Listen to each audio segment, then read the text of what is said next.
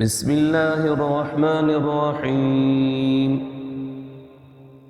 والفجر وليال عشر والشفع والوتر والليل إذا يسر هل في ذلك قسم لذي حجر ألم تر كيف فعل ربك بعاد إرم ذات العماد التي لم يخلق مثلها في البلاد وثمود الذين جابوا الصخر بالواد وفرعون ذي الأوتاد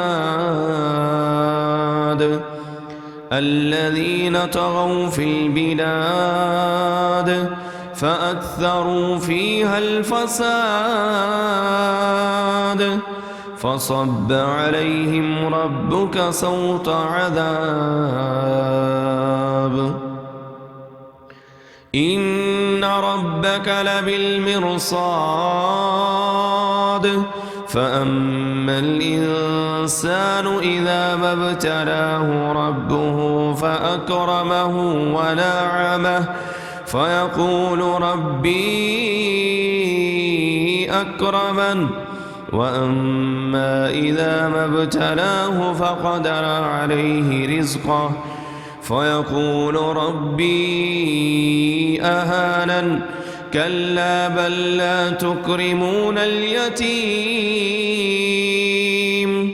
ولا تحاضون على طعام المسكين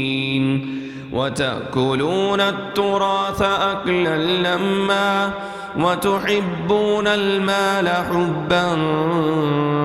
جما كلا إذا دكت الأرض دكا دكا وجاء ربك والملك صفا صفا وجيء يومئذ بجهنم يومئذ يتذكر الإنسان وأنى له الذكرى يقول يا ليتني قدمت لحياتي فيومئذ لا يعذب عذابه أحد ولا يوثق وثاقه أحد يا أيتها النفس المطمئنة ارجعي إلى ربك راضية مرضية فادخلي في عبادي وادخلي جنتي. بسم الله الرحمن الرحيم. لا أقسم بهذا البلد وأنت حل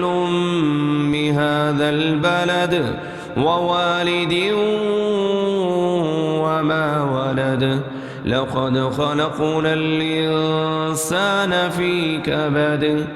أيحسب أن لن يقدر عليه أحد يقول أهلكت مالا لبدا أيحسب أن لم يره أحد ألم نجعل له عينين ولسانا وشفتين وهديناه النجدين فلاقتحم العقبة وما أدراك ما العقبة فك رقبة أو إطعام في يوم ذي مسغبة يتيما ذا مقربة أو مسكينا ذا متربة ثم كان من الذين آمنوا وتواصوا بالصبر وتواصوا بالمرحمة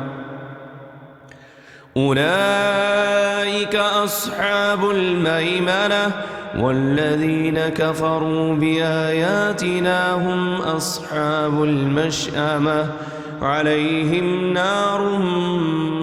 مؤصدة